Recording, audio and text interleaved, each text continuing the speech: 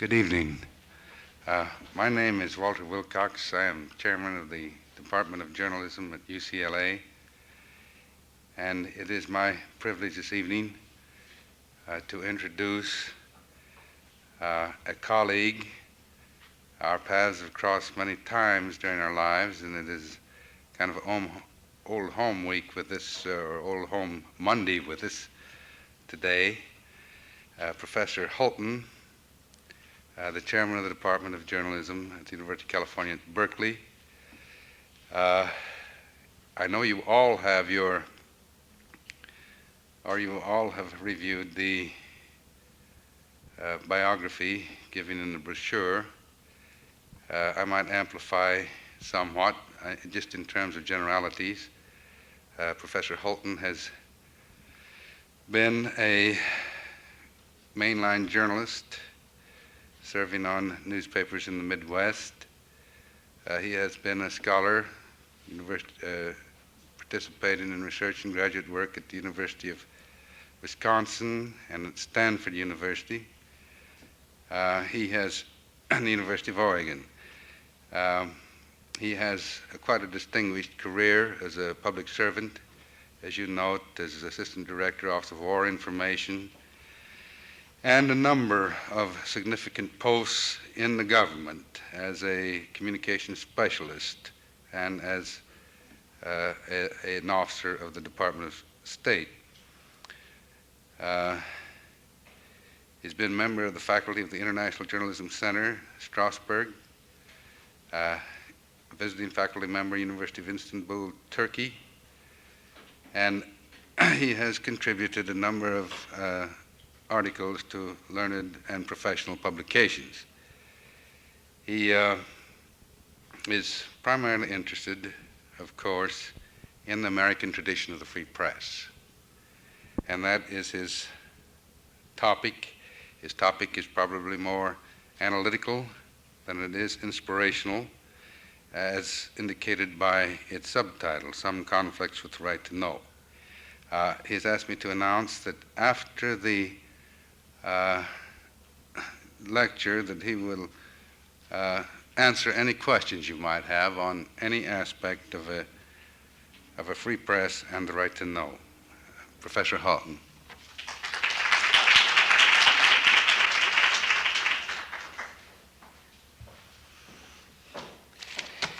I must confess that the audience tonight is a brave one, coming out in the face of the flu epidemic, which we share with you, and the day off tomorrow.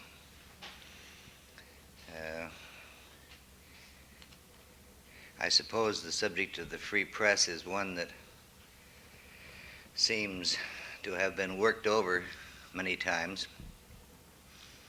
As a matter of fact, I think I got tagged as the Berkeley representative on this inter-university, inter-campus thing because I suggested the general title of The Right to Know, and they figured that anybody who is brave or foolish enough to make a suggestion should be given the job. Last December, a group of world experts met at UNESCO House in Paris to take a look at the impact of technology on the mass media. They were particularly concerned about the likelihood that within the next decade or so, 3 or possibly 4 space satellites could revolutionize communication throughout the world. I have just been reading some of the papers prepared by these world experts for the UNESCO meeting.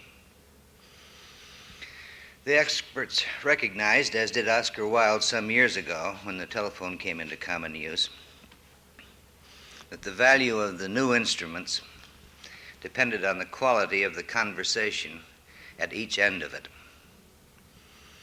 They recognized, too, that technological change carries within itself its own social dynamic, that such change affects the social and economic patterns of society in many major ways. There seems to be no doubt that mass communication will become even more pervasive with the new machines that are available to us. In modern societies, mass communication occupies more of our time and attention than anything else we do, except when we have the opportunity perhaps to sleep. The increasing variety of channels of communication developed over the past 2 decades, particularly television,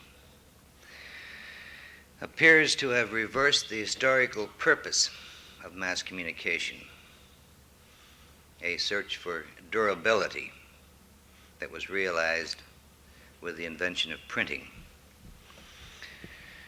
Today, emphasis seems to be largely on reducing the space in time, the time that it takes to report an event which has just happened. And of course, the reduction has succeeded in bringing it down to virtually nothing. As one UNESCO expert put it at the meeting, broadcasting has, through the electronic media, created butterflies of the technological age, born only to die.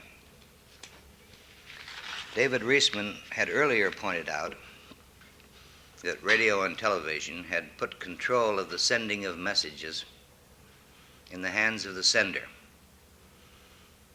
and that the sender controlled the timing, the pace, and the emphasis, and did not give the outward-looking, as he put it, chance to sit and contemplate and reread the messages which had been sent. The impact of communication by sound and picture on millions of people who have not yet learned to read may indeed have political effects in certain parts of the lesser developed world which are incalculable.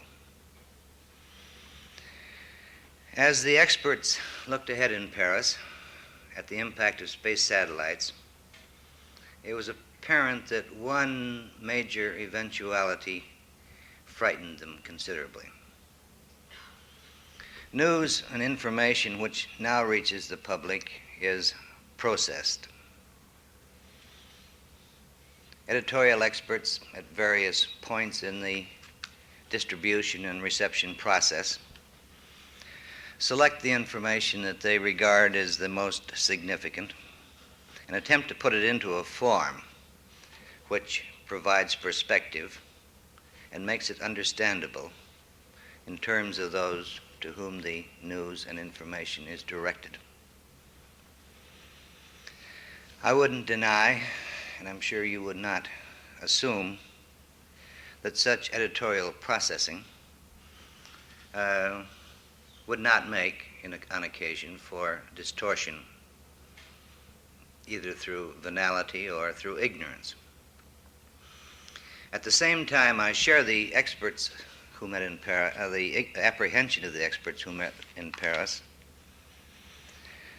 who were concerned about what seems perhaps in our day to be a long time ahead, but which is probably not more than 10 years or more, when huge amounts of raw material of news may be dumped on the world at large. The result may well be, as one expert put it, that we will have a world punch-drunk with the immediate impact of events and a public opinion less well-informed because of a ceaseless battering of a rapid and geometrically increasing, voluminous mass of communication.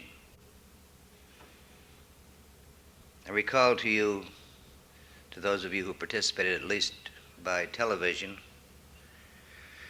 during the events surrounding the assassination of President Kennedy, that this kind of reporting can produce bewilderment, even potential mischief in the handling of news. And we should not forget that however disorganized the scene at Dallas was, the product that we saw on television was subject to some kind of editing, however confused the situation. There is a technological possibility that the future may see live television programs from any part of the world being channeled directly to individual viewers anywhere from the sender, bounced off of, resent from the satellite instruments, without the intervention of any local or national editing or retransmission process. Retransmission in terms of the area in which the audience is situated. Satellites have the potential, at least, of reaching any part of the world almost instantaneously with picture and sound. My purpose at this moment is not to dwell on the political implications of such development, great as these implications may be. I'm simply trying to emphasize the importance of a news process which involves responsible editorial judgments in the transmission process. To put it another way, if society is to get the communication service it requires, the gatekeepers at those points where news flows in or out must be professionally competent, broadly informed, and have the capacity to balance conflicting interests which are inherent in such a service. Now, I know that on any campus or in any campus environment, there's a great deal of questioning about the adequacy of the mass media in terms of the social need. And however we may cavil over this adequacy, I assume tonight that we can agree upon at least two propositions. First, that any kind of society, however primitive, depends upon the ability to gather information and to take action on that information as a group. Secondly, that democratic society requires that much of this communication be in a form and at a level which will gain the acceptance of a mass audience and enable that audience to keep itself informed on at least the major issues of the time. Not only informed, but stimulated to an awareness of the individual's involvement as a part of that society and some sense of the importance of the participation in the decision-making process. Walter Lippmann has asserted that democratic government must rally a consensus for controversial measures, and he estimates that that consensus requires a majority of from 60 to 75% of the voters. Only then, says Lippmann, will those who observe the law willingly and support the policy actively be numerous enough to persuade and induce the recalcitrant and dissident minority, leaving only a marginal minimum where legal coercion is needed. Mr. Lippmann, in the speech from which I quote, given at the International Press Institute last year in London, notes that the process, editorial process of which he's talking, involves continual tension between vigilant, ingenious, and suspicious reporters and public officials. He added in his speech that this is not a neat or elegant relationship, but a modus vivendi which works tolerably well, at least in time of peace. And as you know, the problem is no new one. The Continental Congress locked the doors and sequestered the documents which were being considered when we became a nation.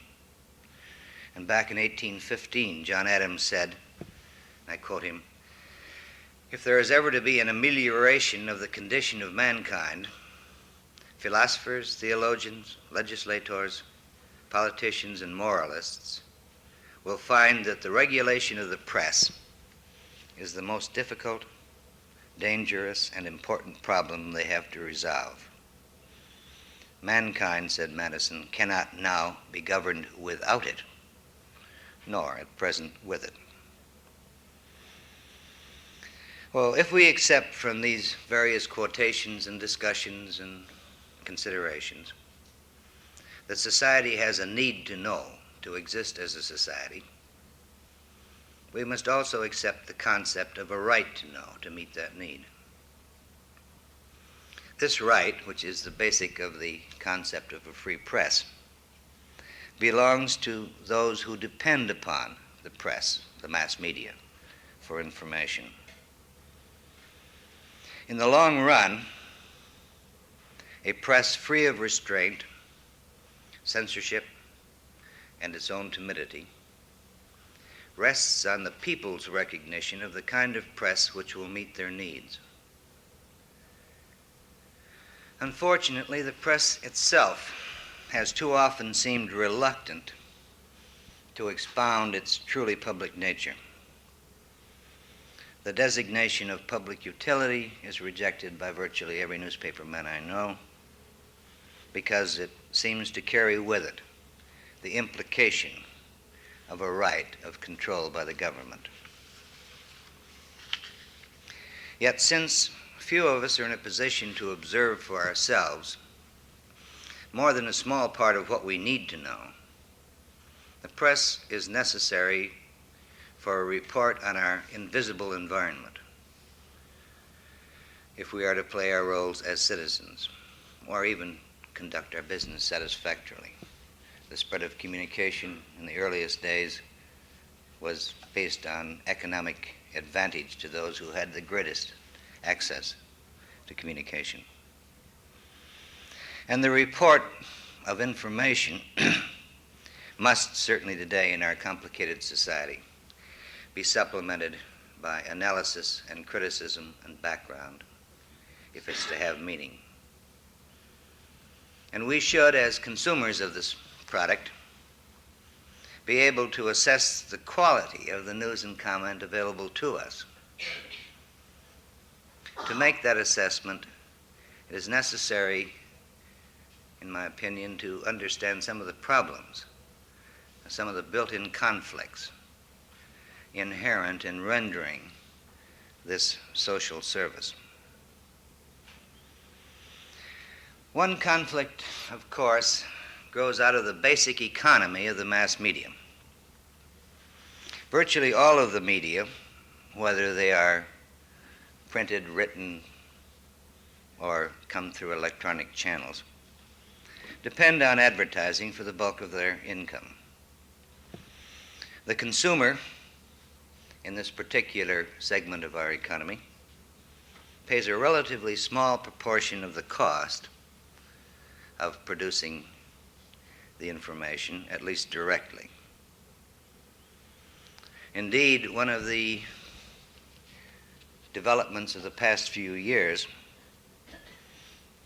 in the recently established newspapers, especially in suburban areas, is to develop a system of distributing the press without charge and depending entirely on advertising for the economic support. Now, it's obvious, I'm sure, that the money-making function can conflict with the essential purpose of a free press as we have taken a very quick and superficial look at it. This was certainly illustrated by the recent protest resignation of Fred W. Friendly, head of CBS News, when, for what seemed to be economic reasons, his network refused to carry the Senate Foreign Relations hearings live as had another network. And as he said, I was shocked to turn on my own network and hear the 7th rerun of I Love Lucy. The press also obviously has an entertainment function. And this too may conflict, or compete at least, for space or time. The interests of the public, what the public may find most interesting, may, in fact, take over resources which might be better devoted to the public interest in the true sense of that word. Crime and sex, staple elements since the competitive area of the era of the penny press, can, as we have seen from our own newspapers, crowd out news of significance. Although the original attention to this, the original emphasis on this, has disappeared with the development of a monopoly newspaper situation in some 96% of our daily newspaper cities. It just becomes, in some ways, a habit.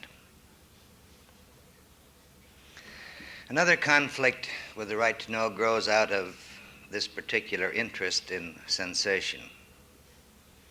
The Bill of Rights guarantees both freedom of the press and the right of an individual to a fair trial. The First Amendment and the Sixth Amendment, guaranteeing the free trial, collided visibly after the assassination of President Kennedy in Dallas in the handling of the accused murderer Lee Harvey Oswald. The Lindbergh kidnapping trial of the 30s had raised a similar outcry, and it was at that time that the Bar Association set forth certain restrictions on the relationship between the media and the courts.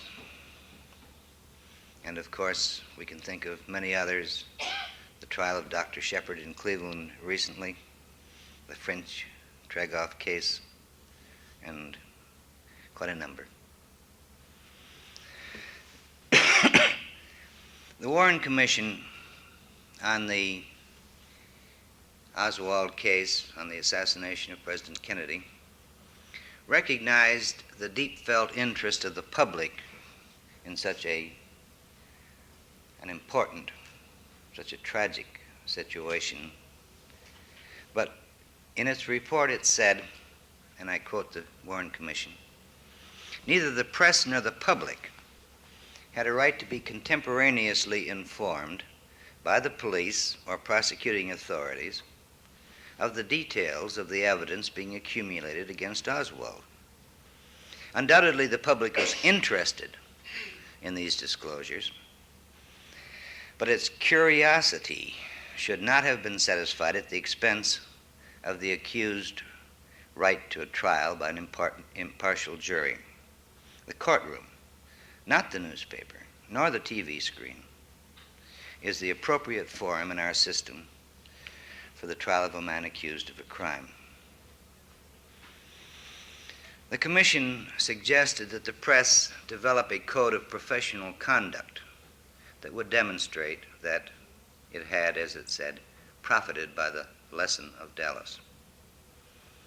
The discussions of the problem have been going on at various levels and various places. New rules for pretrial procedures have been promulgated by officers of the law from the federal level to the state level.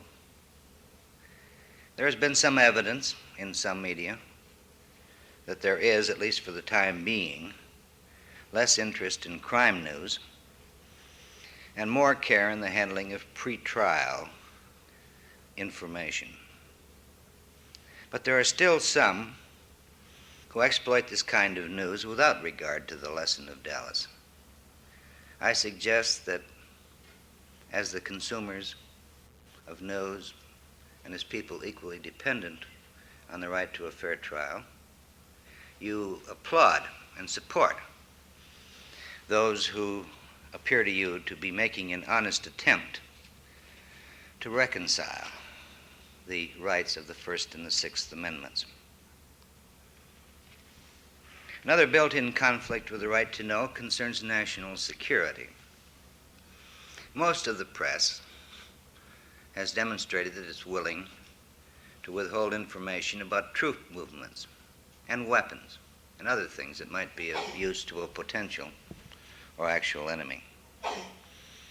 Most agree also that it's the duty of the government to safeguard this information.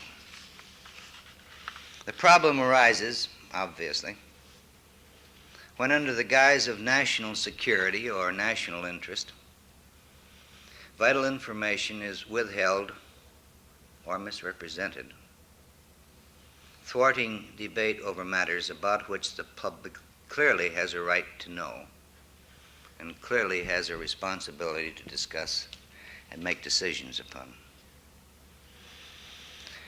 In recent years, we will remember the U-2 incident and our embarrassment in Paris as the summit meeting was getting underway, and our embarrassment that we lied as to the official role in the surveillance. We can remember the next president attempting a cover-up of our role at the Bay of Pigs, again by a mistruth. The closely held secret of the Soviet missiles in Cuba and our consideration of what action was to be taken was defended as in our national interest. And of course, we can read almost anywhere these days and over the past several years that news coverage of the events in Vietnam leave much to be desired in terms of accuracy or candidness. But despite official discomfort and attempt at cover, journalists have in each case brought out the story. Although several studies that I have seen indicate that editorial interpretation of what happened has failed to provide the vigorous analysis that was needed. Many editors have found it expedient to rally around the flag and to defend our actions and excuse them, rather than to examine critically the situation and its consequences or its potential consequences. I'm reminded of the bravery of the Manchester Guardian in England during the abortive invasion of Suez. Despite defense instructions to the contrary, and England has retained a part of its censorship with a device known as D-notes, defense notes, which are, in effect, instructions on what to write about and what not. The Guardian decided that it must, whatever the consequences, bring out into the open a matter which it considered to be a vital national concern, which it believed should have been debated more fully among the people of England, even though this might lead to, as indeed it did, serious consequences for those in the government who had made the decision. Even the British Broadcasting Corporation, subsidized in part, at least in the external broadcasting part, by the government, felt that it was necessary, in terms of its own credibility, in terms of national interest, to report that there was, in fact, a very great division among the people in the country over whether this should have been undertaken by the British government. In my opinion, these decisions represent a distinguished performance by both the Manchester Guardian and the BBC on behalf of the right to know. But on the other side, it's hard to pontificate on this particular problem. Walter Lippmann has frequently spoken up for what he calls, and I quote him, the right and the need of the government to be able to deliberate confidentially before announcing a conclusion, and in certain circumstances, especially in its foreign relations, the government's right to a measure of secrecy and dispatch. And Lippmann goes on to say, this conflict is, I am inclined to believe, perennial, in the sense that there is no abstract principle which resolves it. The right of the press to know and the right of responsibility authority to withhold must coexist. That Mr. Lippmann is not alone in this conviction is demonstrated by a column fairly recently in a national news magazine, which was titled, The Right Not to Know. It was an attack in that magazine on a distinguished reporter for a distinguished paper, the St. Louis Post-Dispatch, for revealing that there had been, through Italian channels, overtures for peace in Vietnam, which at least conceivably could have been thwarted by the revelation of these overtures at an inopportune time. These are important questions. The conflict between a free press and a fair trial, and the requirements of true national security. But if we're to assess the quality of press performance, we must be aware of other and possibly lesser conflicts in the process of gathering and presenting news. Norman Isaacs, who is executive editor of the Louisville newspapers, which are perennially on any list of the top 10 in the United States, has noted, and I quote Isaacs, many American newspapers all too often show a marked reluctance to cover their own communities with any vigor. What is often widely discussed in the city is rarely read in the newspaper. But, he adds, let a public agency decide that uninhibited discussion requires freedom from continuous press scrutiny, and we have a printed bellow about censorship. Mr. Isaacs is, in this kind of a statement, of course, bringing to the local level Mr. Lippmann's plea for the right of a certain amount of a legitimate confidential deliberation before taking decisions. But at the same time, I would be sure that he would support vigorously the general principle that public business should be done publicly. And this principle is, as you know, embodied in California's Brown Act, not named for the governor, which requires public meetings of official bodies when decisions are taken. I would infer also that Mr. Isaacs is saying that to the extent that the press is a part of the establishment of a community, it tends to treat that establishment tenderly. At another level, we have the conflict between the right to know and some individual or personal rights. One is the right to privacy, and another is the right of the individual to safeguard his reputation. In general, the American press has taken the position that public officials forfeit their privacy because almost anything they do, almost anything that happens to them, may reflect on their ability to do the job that the politician holds or is seeking. In other countries, there's been some attempt by law to define what might affect official performance and what clearly would not. Here, in our country, the decision is pretty much left up to the editor, as many such decisions are, and of course there are inevitably varying points of view.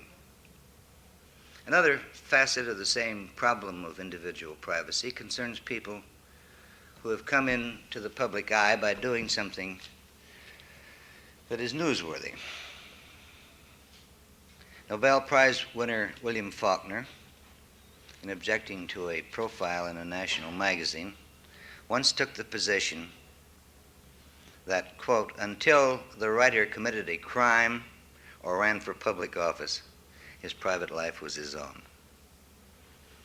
He did not object to critical evaluation of his published work, although in reading the papers I see that somebody in England got a fairly huge settlement in terms of libel for some too critical evaluation.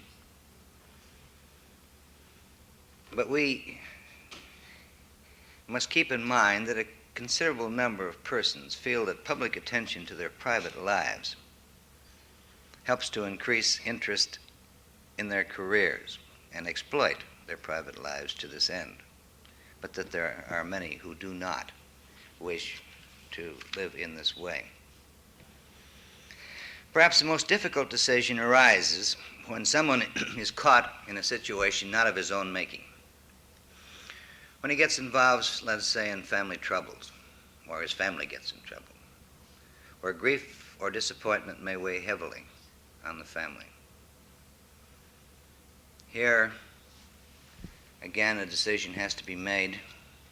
The British Press Council, which is made up of various newspaper organizations, has generally, where an issue of this kind has come up, denounced this as an intrusion on privacy that is unconscionable. A notable recent clash between the right to know and the individual's right to reputation, not privacy, resulted in a decision by the United States Supreme Court not long ago that debate of public issues takes precedence over libel actions, which may result. You may remember that the New York Times had accepted an advertisement criticizing racial practices in Alabama. Immediately, a number of libel suits were filed against the Times by a variety of public officials in Alabama who felt that they had injury to their reputation because of the allegations in the advertisement. Some of the charges against the public officials were not literally true. And Alabama juries began to award a succession of very heavy damages against the New York Times as a matter of indicating their displeasure. One verdict for $500,000 was taken to the Supreme Court. The court ruled in this particular case that unless actual malice, actual desire to injure the person involved could be shown in the court, which is of course a difficult matter at law, the First Amendment guaranteed an unconditional right to say what one pleases about public affairs without regard to the fact that it might, in fact, injure a reputation in the process. Justice Black's decision said, again I quote, "State libel laws threaten the very existence of an American press virile enough to publish unpopular views on public affairs and bold enough to criticize the conduct of public officials. This, that is, libel suits, is a technique for harassing and punishing a free press. England had found somewhat earlier that the libel laws could be used to effectively silence the press. You'll remember that John Profumo, who was war minister, had lied to Parliament about his relations with Christine Keeler, a party girl. Involved was the question of national security, because Miss Keeler had had certain relationships with a Soviet diplomatic official. Not until Profumo admitted his indiscretion and resigned did the press find it possible to print what it had plenty of evidence about with respect to the Profumo Keeler case. There are other conflicts between the right to know and other social situations, and the press has had to decide what its responsibility is in each case. Racial identification is one of those. Should a newspaper, in printing news about the arrest of a Negro, identify him as a Negro? Outside of the Deep South, the general decision of the newspapers has been not to do so, on the theory that this was not necessarily relevant and that we would, as editors, not normally indicate that the person was white, that this was a discrimination where a person was black. And this reaction continues. My difficulty in being wholeheartedly in support of that decision is my feeling that the public very often makes certain assumptions about the criminal activities of a racial group or an ethnic group, and without some kind of basic reference that they can go to that will put the facts in perspective, it is very likely that those who have an interest in making it appear that the group is more guilty of certain kinds of crimes than it actually is can get away with this kind of an allegation. Wherever possible, I believe that there should be a reference fact against which rumor, inspired or otherwise, should be checked. Another decision that the press has made, which limits the right to know, is in printing the names of juveniles. And of course, this question has come into debate as we have become more and more concerned with the incidence of juvenile delinquency. It was interesting to me that a newspaper south of here carried a coupon not very long ago asking its readers whether juvenile crimes with names should be publicized. And over 90% of the people who responded to that questionnaire said yes. It's more interesting to me that 95 3/10% of those who returned the coupons, and a very considerable number did, said that the names of the parents also should be printed. Now, the basic reason, of course, for not printing it is the assumption that the juvenile is not fully responsible for the acts he commits, and that he should not carry the stigma throughout his life by publicity. On the other side is inevitably, certainly among the group who returned the coupons, the feeling that the problems of juvenile delinquency have grown to such dimensions that the public interest, public's right to know, overshadows the protection of the individual. These and other examples, one of them, of course, is the question of publicizing of people's names who receive public assistance or assistance to dependent children. In general, in recent years, newspapers have come to the conclusion, whatever the laws or the access to the names, that these people should be protected, that their dilemma is something that should not cause them shame.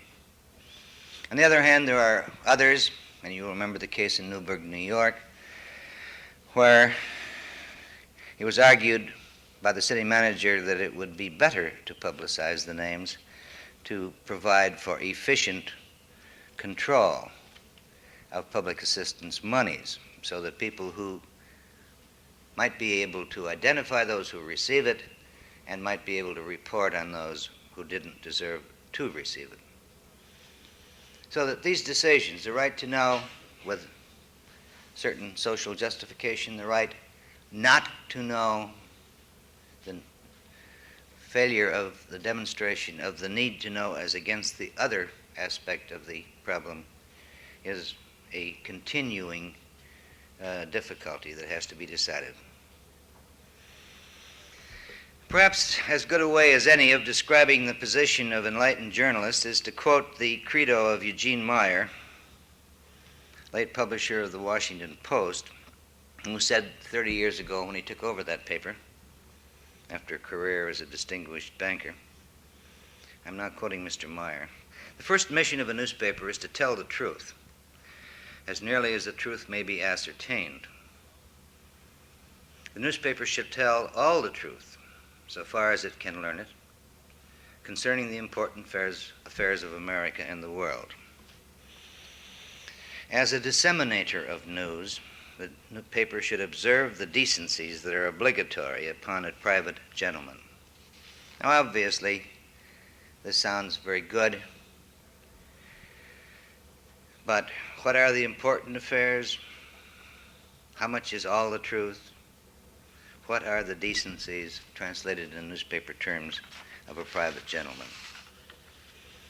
I will stop at this point if you have questions, because I think you can all agree that this is a tough assignment, and that as people who need the service of the press in its broadest manifestations should support who carry out the assignment in a way that we approve of, and that we have an equal right and perhaps duty to criticize those who fall short in terms of the decencies, the policies that we would admire.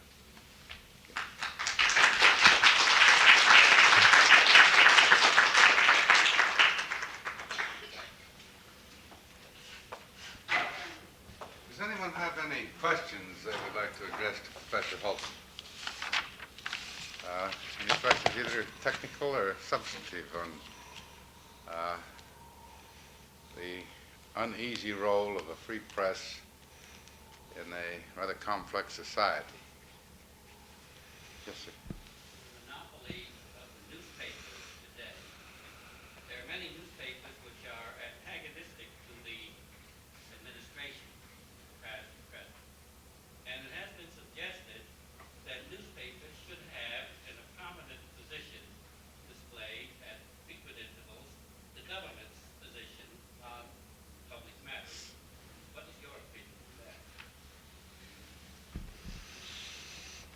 Well, I would certainly agree that the government's position on important matters is a matter of news, and a newspaper which does not do it, I think, is not carrying out its function. So that the question, the part of your question which is implicit, though, leaves me somewhat at a loss, because you say they should do it.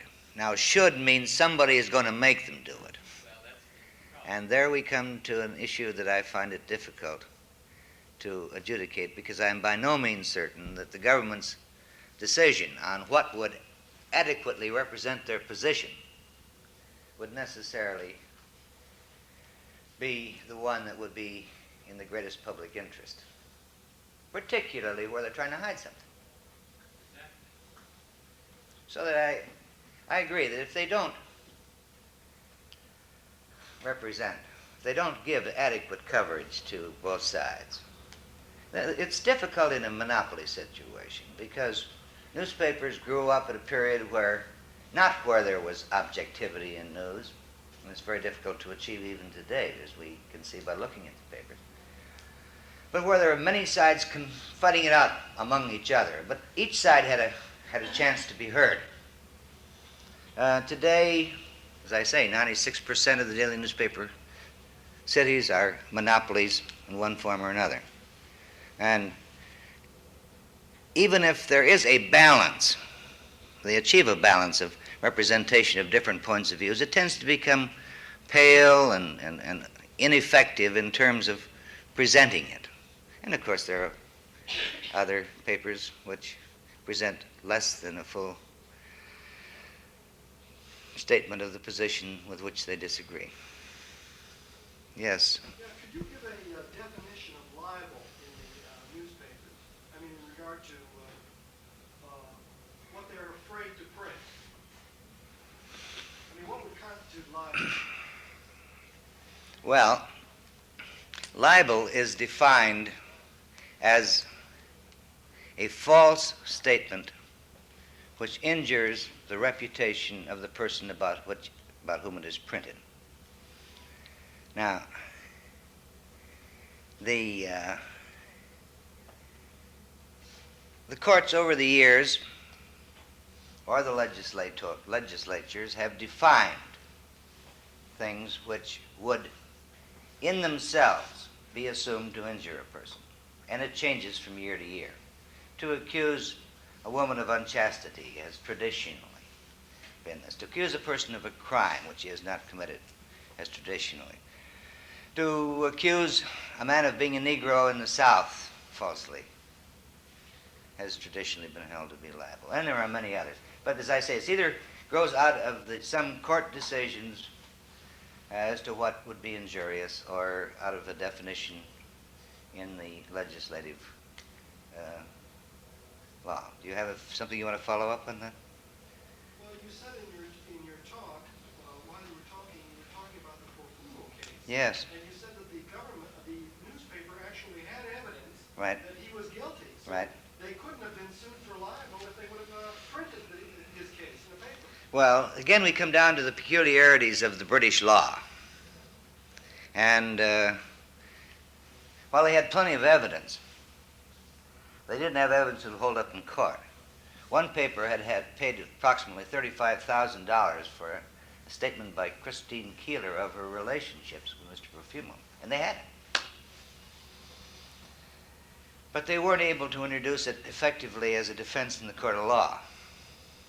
And as we all know, it's one thing to know something, and it's another thing to be able to prove it within the laws of evidence. Yes, sir. Would you recommend that we have something similar to BBC in this country, the federal government? Are we as taxpayers, perhaps, or is that a federal news agency? I don't think you're ever going to get it. At no point in our history, however much the government needed direct communication with the people for specific purposes, as most recently in the case of the domestic branch of the Office of War Information, where they were using a publication to reach out to manufacturers in terms of priorities, or to establish the need for and the niceties of rationing, or to argue the don't travel case and other things. Our system of checks and balances led the members of Congress to all but decimate the domestic branch shortly after the onset of the war, simply because the legislative branch was not going to put in the hands of the executive branch the right to communicate directly with the public. Now,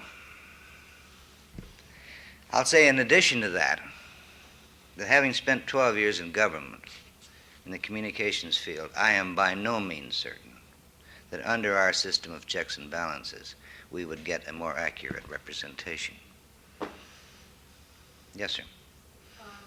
One of the problems which has been played up quite a bit recently is the question of live television coverage of courtroom proceedings. Yes. And I wonder how you would feel about a system where there would be a public record kept of the complete proceedings, which could be released to the press after the verdict of the jury. Complete record, visual record, you mean, and sound record?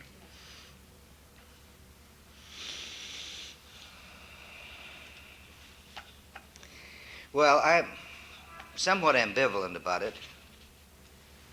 but at the risk of, or at the hope of, raising debate on the subject, I think I agree entirely with the fairly recent decision of the Judicial Council of the State of California that neither still nor motion picture nor television cameras would be permitted in the courtroom in any case.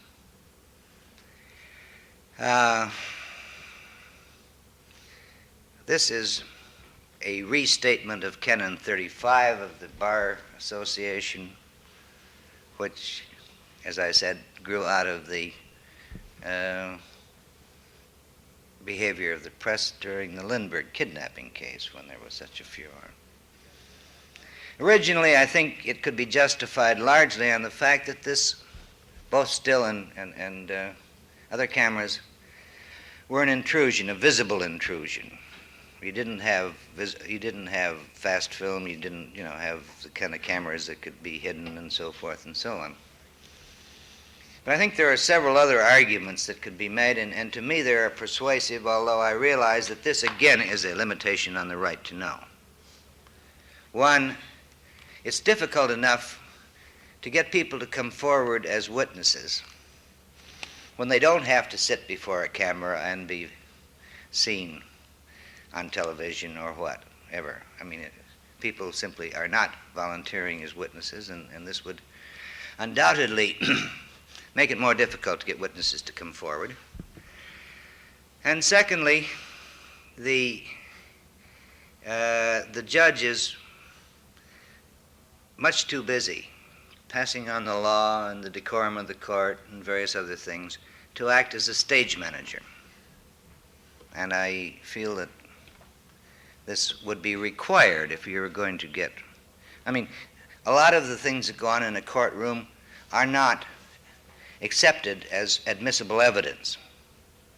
If it gets out on television that there was a debate over something, or if a man makes a statement and somebody objects and is ruled out, is it fair for the television to carry this and to possibly prejudice in terms of the public? Because the public is going to have an effect on the jury, and the jury is going to be aware of this. So that I have a feeling that in this complicated thing, now, in terms of legislative matters, here and abroad, the legislature has decided that it does not want to be covered because in most cases it's not visual. It has to be sort of set up as a dramatic event.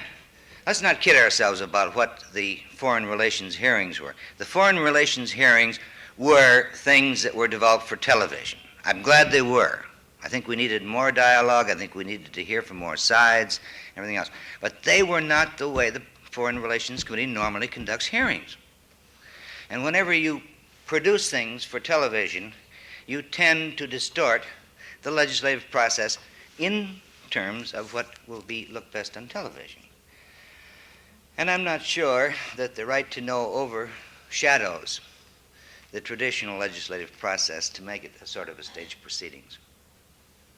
Any other questions? Yes, sir.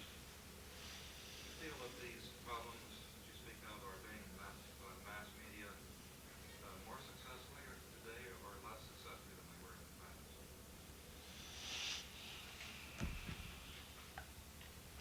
Well, one can't really... I think probably the fact that there is less competition makes for less dependence on sensation to get readers and make headlines and all the rest of the things. There are still many people who, whether they have competition or not, sometimes think in terms of this kind of news as being the best news and so forth. And so that they haven't really changed the situation that may have grown out of competitive situations. I would say that it's visible today that there has been a realization, however temporary, that the right to a fair trial is just as important as the right to know. And I think that there has been an acceptance, quite largely, that they won't badger the sheriff or the district attorney and so forth for the name of a person or identification or something else that might be prejudicial to a fair trial. This has been, in part, because of continuing colloquy between the press and the law officials, and partly because of the recognition that a United States Supreme Court decision and a decision of the Supreme Court of California have turned people loose on the grounds that they did not have a fair trial. And I think the press feels that there is something less than what they have been doing that would be reasonable. Yes? The emphasis on this is that you're trying to protect the defendant from being tried in the press, but isn't there another side of the coin in that the full coverage by the press protects the defendant from a kind of report? Well, obviously this is a theory, and the courts have held many times that an individual has a right to have public inspection of the process of the trial. And there have been a number of cases in which, the Mickey Jelke case for one, in which the Supreme Court has overturned a decision of the court to withhold information from the public because it was pretty sexy and pretty dirty. But it was held to be a reversible error. The question is, yes, there is a right to a fair trial, but I think I would find myself on the side of the Warren Commission, and I would say that it is not necessary to pander to the interests of the public, to give all kinds of details whenever somebody wants it. There's no reason why. You must tell that the person has a criminal record, or what evidence has been found that led to the arrest, or a number of other things. Very often this material, or the statement that he has made a confession, when very often the confession will not be admissible in court. I mean, all of these things tend, it seemed to me, to alter the guarantees of a fair trial, and I would hope that we would find some way in the discussion between the media and in the control of the courts over people who might try to exploit this kind of information through the newspapers to influence the public in their direction. There was a question back there. Well, we just want to present a hypothetical question. Do you think that the jury, having been influenced by the aspect of television in itself, say 12 angry men, that Yeah. acted differently? Well, nobody knows what would have happened if something didn't happen in television. This is your problem, don't you see? And the courts must decide whether this could have resulted. And the courts are more and more deciding, and the officers of the law are more and more limiting this. Theoretically, you don't have to demonstrate that it did influence. As a matter of fact, it doesn't necessarily have to influence the jury, as long as it creates an attitude on the part of the public that the jury is aware of, which might, without their knowing it, influence how they decide something. But I do think that certain kinds of information, putting a person up, forcing him to get up to be photographed or go on television, releasing confessions, giving a criminal record, and a lot of other things are unnecessary, because many of them could not get into the court at all. And so I have a feeling that it's better not to exploit it, even though a lot of people would be interested in knowing those facts. Yes?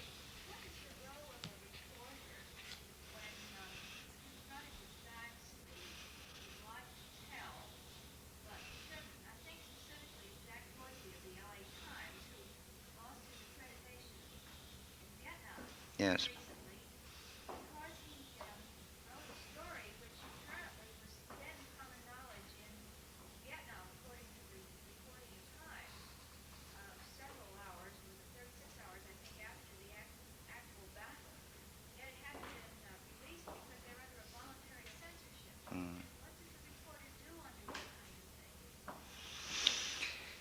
Well, if I may be permitted to state that I really don't know what happened in the Foisey case, and let's take it out of what I think may have happened.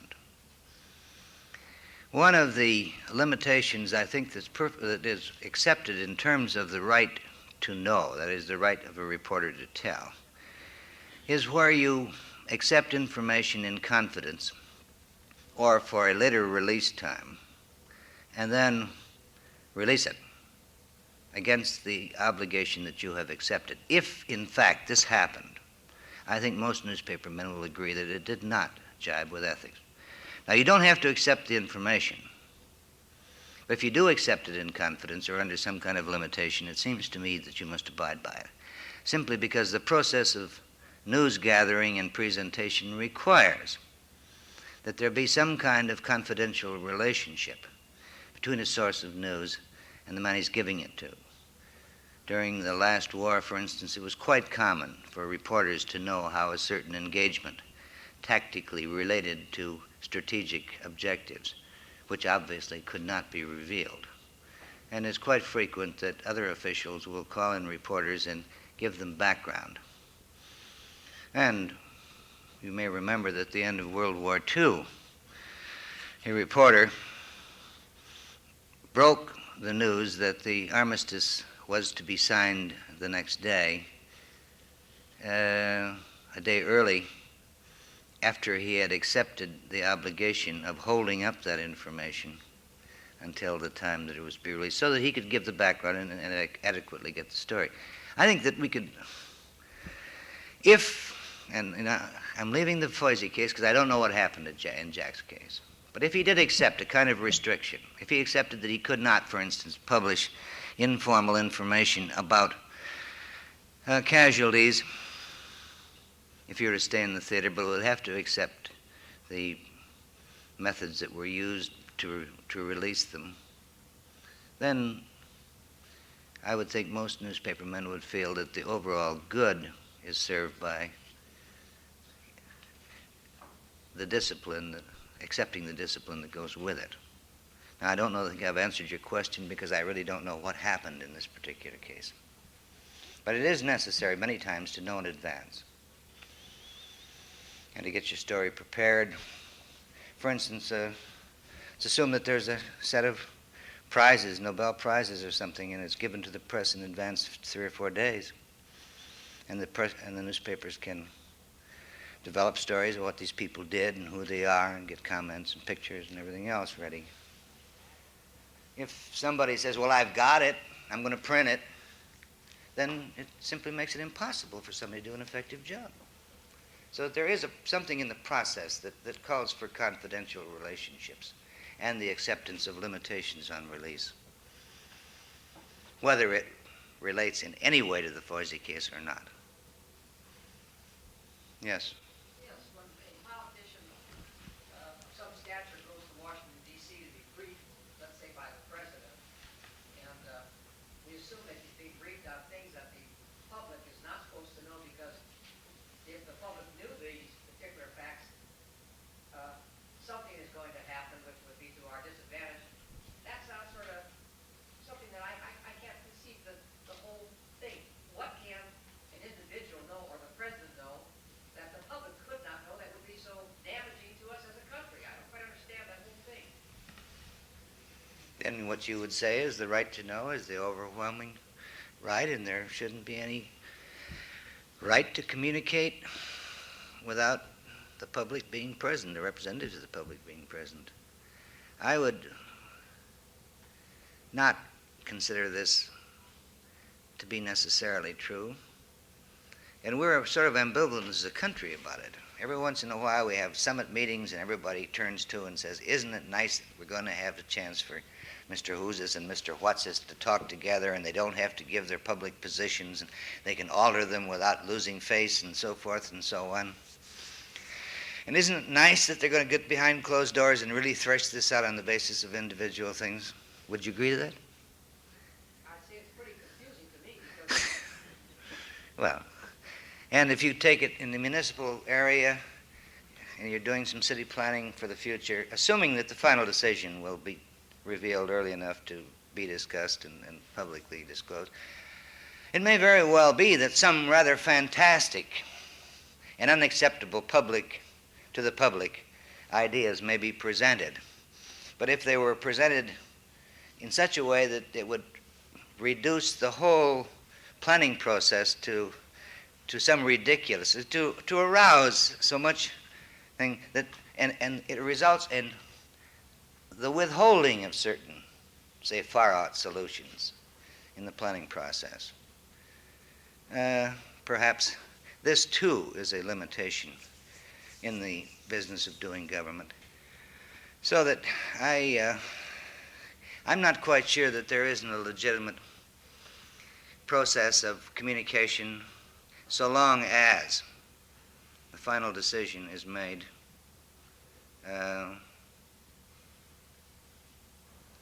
publicly before it. I don't think that this has always been the case, but I mean, I think there's a right of privileged communication in which the public does not necessarily have to share. I don't know how I'd precisely define it, but it would not necessarily, in my mind, be against the public interest.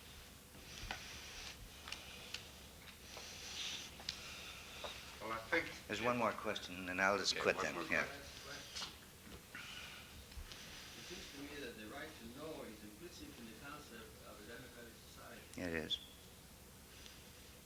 How can a citizen act intelligently if he is misinformed or uninformed? It is then. Well, how can he act intelligently if he's misinformed? I would assume that he's going to have to assume that he's continually being misinformed.